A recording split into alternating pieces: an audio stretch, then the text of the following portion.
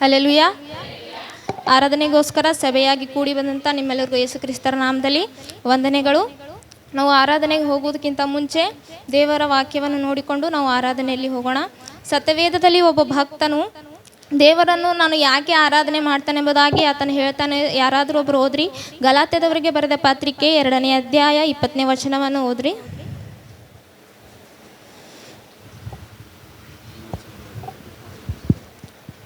ಗಲಾತ್ಯದವರಿಗೆ ಬರೆದ ಪತ್ರಿಕೆ 2ನೇ ಅಧ್ಯಾಯ 20ನೇ ವಚನವನ್ನು ಓದ್ರಿ. ಕ್ರಿಸ್ತನೊಂದಿಗೆ ಶಿಲುಬೆಗೆ ಹಾಕಿಸಿಕೊಂಡವನಾಗಿದ್ದೇನೆ, ಕ್ರಿಸ್ತನೊಂದಿಗೆ ಶಿಲುಬೆಗೆ ಹಾಕಿಸಿಕೊಂಡವನಾಗಿದ್ದೇನೆ. ಇನ್ನು ಜೀವಿಸುವವನು ನಾನಲ್ಲ, ಇನ್ನು ಜೀವಿಸುವವನು ನಾನಲ್ಲ, ಕ್ರಿಸ್ತನು ನನ್ನಲ್ಲಿ ಜೀವಿಸುತ್ತಾನೆ. ಕ್ರಿಸ್ತನು ನನ್ನಲ್ಲಿ ಜೀವಿಸುತ್ತಾನೆ. ಈಗ ಶರೀರದಲ್ಲಿರುವ ನಾನು ಜೀವಿಸುವುದು ಹೇಗೆಂದರೆ ದೇವಕುಮಾರನ ಮೇಲಣ ನಂಬಿಕೆಯಲ್ಲಿಯೇ. ಆತನು ನನ್ನನ್ನು ಪ್ರೀತಿಸಿ ನನಗೋಸ್ಕರ ತನ್ನನ್ನು ಒಪ್ಪಿಸಿಬಿಟ್ಟನು. ಹಲ್ಲೆಲೂಯಾ. ಇಲ್ಲಿ ಅಪೊಸ್ತಲನಾದಂಥ ಪೌಲನು ನಾನು ದೇವರನ್ನು ಯಾಕೆ ಆರಾಧಿಸ್ತೇನೆ ಎಂಬುದಾಗಿ ಆತನು ಹೇಳ್ತಾ ಇದ್ದಾನಪ್ಪ ಅಂತಂದರೆ, ಆತನು ನನ್ನನ್ನು ಪ್ರೀತಿಸಿ ನನಗೋಸ್ಕರ ತನ್ನನ್ನು ಒಪ್ಪಿಸಿಕೊಟ್ಟನು. ಶಿಲುಬೆಯಲ್ಲಿ ಮರಣ ಹೊಂದಿ ಮತ್ತೆ ಮೃತ್ಯುಂಜಯನಾಗಿ ಎದ್ದು ಬಂದು ನನಗೆ ಬಿಡುಗಡೆ ಕೊಟ್ಟಿದ್ದಕ್ಕಾಗಿ ಆತನನ್ನು ಆರಾಧಿಸ್ತೇನೆ ಎಂಬುದಾಗಿ ಅಪೊಸ್ತಲನಾದಂಥ ಪೌಲನು ಇಲ್ಲಿ ಹೇಳ್ತಾ ಇದ್ದಾನೆ. ಅಪೊಸ್ತಲನಾದಂಥ ಪೌಲನಂಥ ಅನುಭವ ನಮ್ಮಲ್ಲಿ ತಪ್ಪ ಅಂದರೆ ನಮ್ಮ ಬಾಯಿದೇನು ಬರ್ತದ್ರಿ? ಸ್ತುತಿ ಆರಾಧನೆ ಅಂತಕ್ಕಂಥದ್ದು ದೇವರಿಗೆ ಬರ್ತದೆ. ಗಲಾತ್ಯದವರಿಗೆ ಬರೆದ ಪತ್ರಿಕೆ 2ನೇ ಅಧ್ಯಾಯ 20ನೇ ವಚನದಲ್ಲಿ ಇಲ್ಲಿ ದೇವರ ಪ್ರೀತಿ ಎಂಥದಾಗಿದೆ ಎಂದು ನಾವು ನೋಡ್ತೀವಪ್ಪ ಅಂತಂದರೆ, ನಾವು ಆತನನ್ನು ಪ್ರೀತಿಸದೆ ಹೋದರೂ ಕೂಡ ದೇವರು ನಮ್ಮನ್ನೇನು ಮಾಡುವಂತನಾಗಿದ್ದಾನಂತ್ರಿ? ಪ್ರೀತಿ ಮಾಡುವಂಥವನಾಗಿದ್ದಾನಂತೆ. ನಮ್ಮಲ್ಲಿ ಯಾವುದೇ ಒಳ್ಳೆತನ ಆಗಲಿ, ಯಾವುದೇ ಒಳ್ಳೆತನ ನಮ್ಮಲ್ಲಿ ಇರಲಿಲ್ಲ, ಆದರೂ ದೇವರು ನಮ್ಮನ್ನು ಪ್ರೀತಿ ಮಾಡುವಂತನಾಗಿದ್ದಾನೆ. ನಾವು ಯಾವ ಪರಿಸ್ಥಿತಿಯಲ್ಲಿದ್ದಾಗ ದೇವರು ನಮ್ಮನ್ನು ಪ್ರೀತಿ ಮಾಡಿದಾನೆಂಬುದಾಗಿ ನೋಡೋಣ್ರಿ. ಎಫೆಸ ಬರೆದವರಿಗೆ ಪತ್ರಿಕೆ 1ನೇ ಅಧ್ಯಾಯ 4ನೇ ವಚನವನ್ನು ಓದ್ರಿ. ಎಫೆಸದವರಿಗೆ ಬರೆದ ಪತ್ರಿಕೆ 1ನೇ ಅಧ್ಯಾಯ 4ನೇ ವಚನ.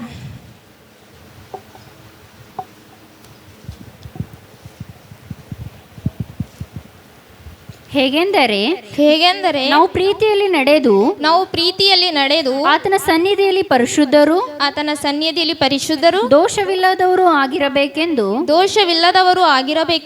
ನಮ್ಮನ್ನು ಜಗದುತ್ಪತ್ತಿಗೆ ಮುಂಚೆ ಕ್ರಿಸ್ತನಲ್ಲಿ ಆರಿಸಿಕೊಂಡನು. ದೇವರು ನಮಗೆ ಯಾವಾಗಿನಿಂದ ಪ್ರೀತಿ ಮಾಡ್ಲಿಕ್ಕೆ ಪ್ರಾರಂಭ ಮಾಡಿದನಪ್ಪ ಅಂದರೆ, ಜಗದುತ್ಪತ್ತಿಗಿಂತ ಮುಂಚೆನೆ, ಈ ಲೋಕವನ್ನು ಸೃಷ್ಟಿ ಮಾಡೋದಕ್ಕಿಂತ ಮುಂಚೆನೆ ದೇವರು ನಮಗೆ ಏನು ಮಾಡ್ತಾ ಇದ್ದಾನಂತ್ರಿ? ಪ್ರೀತಿ ಮಾಡ್ತಾ ಇದ್ದಾನಂತೆ. ನಮ್ಮನ್ನು ಕ್ರಿಸ್ತನಲ್ಲಿ ನಮ್ಮನ್ನು ಆರಿಸ್ಕೊಂಡು ಏನು ಮಾಡ್ತಾ ಇದ್ದಾನಂತ್ರಿ? ಪ್ರೀತಿ ಮಾಡ್ತಾ ಇದ್ದಾನಂತೆ. ದೇವರು ನಮ್ಮನ್ನು ಕ್ರಿಸ್ತನಲ್ಲಿ ಯಾಕೆ ಆರಿಸ್ಕೊಂಡಿದ್ದಾನಪ್ಪ ಅಂತಂದರೆ, ನಾವು ಈ ಲೋಕದಲ್ಲಿ ನಿರ್ದೋಷಿಗಳಾಗಿಯೂ ಯಾವೇ ದೋಷ ಇಲ್ಲದವರಾಗಿ ಆತನ ಮಗಳಾಗಿ ಜೀವಿಸಬೇಕೆಂದು ದೇವ್ರು ನಮ್ಮನ್ನು ಏನು ಮಾಡ್ಕೊಂಡಿದ್ದಾನಂತ್ರಿ? ಆರಿಸಿಕೊಂಡಿದ್ದಾನಂತರಾಗಿ. ನಾವು ಯಾವ ಪರಿಸ್ಥಿತಿಯಲ್ಲಿದ್ದಾಗ ಎರಡನೇದಾಗಿ ದೇವರು ನಮ್ಮನ್ನು ಪ್ರೀತಿಸಿದಾನೆ ಎಂಬುದಾಗಿ ನೋಡುವುದಾಗ ರೋಮ 5ನೇ ಅಧ್ಯಾಯ 8ನೇ ವಚನ ಹೋದ್ರಿ. ರೋಮ 5ನೇ ಅಧ್ಯಾಯ 8ನೇ ವಚನ.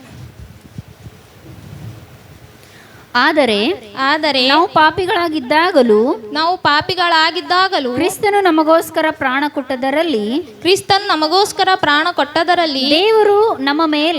ದೇವರು ನಮ್ಮ ಮೇಲೆ ತನಗಿರುವ ಪ್ರೀತಿಯನ್ನು ಸಿದ್ಧಾಂತಪಡಿಸಿದ್ದಾನೆ.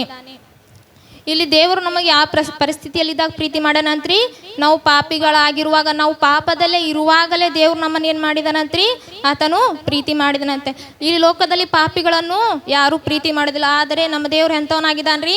ಪಾಪಿಗಳಾದಂಥ ನಮ್ಮನ್ನು ಆತನು ಪ್ರೀತಿ ಮಾಡಿದ್ದಾನೆ. ಹಲ್ಲೆಲೂಯಾ. ಮೂರನೇದಾಗಿ ದೇವರು ನಮ್ಮ ಪರಿಸ್ಥಿತಿ ಯಾವ ಸ್ಥಿತಿಯಲ್ಲಿದ್ದಾಗ ದೇವರು ನಮ್ಮನ್ನು ಪ್ರೀತಿ ಮಾಡಿದನೆಂಬುದಾಗಿ ನೋಡೋಣ್ರಿ. ಯೋಹಾನ 11ನೇ ಅಧ್ಯಾಯ 3ನೇ ವಚನವನ್ನು ಓದ್ರಿ. ಯೋಹಾನ 11ನೇ ಅಧ್ಯಾಯ 3ನೇ ವಚನ.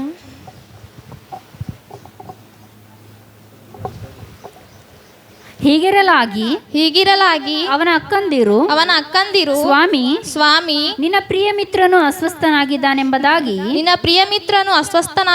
ಎಂಬುದಾಗಿ ಯೇಸುವಿನ ಬಳಿಗೆ ಹೇಳಿ ಕಳುಹಿಸಿದರು.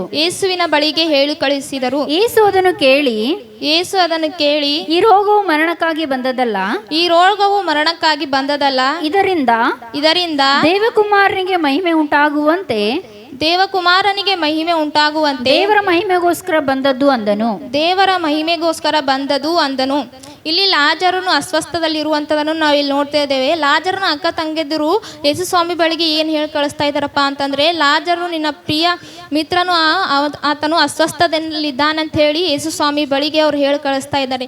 ದೇವರು ನಮ್ಮನ್ನು ಯಾವ ಪರಿಸ್ಥಿತಿಯಲ್ಲಿದ್ದಾಗ ಪ್ರೀತಿ ಮಾಡ್ತಾನಪ್ಪ ಅಂತಂದರೆ, ನಾವು ರೋಗದಲ್ಲಿರುವಾಗ, ನಾವು ಶರೀರಕ್ಕೆ ಬರುವಂಥ ರೋಗವಲ್ಲ, ನಮಗೆ ಇದ್ದಂಥ ರೋಗ ಯಾವುದಾಗಿತ್ರಿ? ಪಾಪ ಅಂತಕ್ಕಂಥ ರೋಗ ನಮ್ಮಲ್ಲಿತ್ತಿದ್ದು. ಆ ರೋಗದಿಂದ ದೇವರು ಏನು ಮಾಡಿದಾನ್ರಿ? ಬಿಡಿಸಿದ್ದಾನೆ. ಅಂಥ ರೋಗದಲ್ಲಿ ಇರುವಾಗ ದೇವರು ನಮ್ಮನ್ನು ಏನು ಮಾಡಿದಾನ್ರಿ? ಪ್ರೀತಿ ಮಾಡಿದ್ದಾನೆ. ಇಷ್ಟೊಂದಾಗಿ ದೇವ್ರನ್ನ ಪಕ್ಷದಲ್ಲಿ ಪ್ರೀತಿಯನ್ನು ತೋರಿಸುವಂಥವನಾಗಿದ್ದಾನೆ. ಹೃದಯವು ಎಲ್ಲದಕ್ಕಿಂತ ವಂಚಕ, ಅದೇನಾಗ್ಯದಂತ್ರಿ? ಗುಣವಾಗದಂಥ ರೋಗಕ್ಕೆ ತುತ್ತಾಗಿದೆ ಅಂತ ಭಯಂಕರವಾದಂಥ ರೋಗದಿಂದ ದೇವರು ನಮ್ಮ ಬಿಡಿಸಿದಕ್ಕಾಗಿ, ಇಷ್ಟೊಂದು ಅಪಾರವಾದ ಪ್ರೀತಿಯನ್ನು ದೇವರು ನಮ್ಮ ಪಕ್ಷದಲ್ಲಿ ತೋರಿಸೋದಕ್ಕಾಗಿ ಬನ್ನಿ ನಾವೆಲ್ಲರೂ ನಮ್ಮ ಬಾಯಿ ತೆರೆದು ದೇವರಿಗೆ ಆರಾಧನೆಯನ್ನು ಮಾಡೋಣ.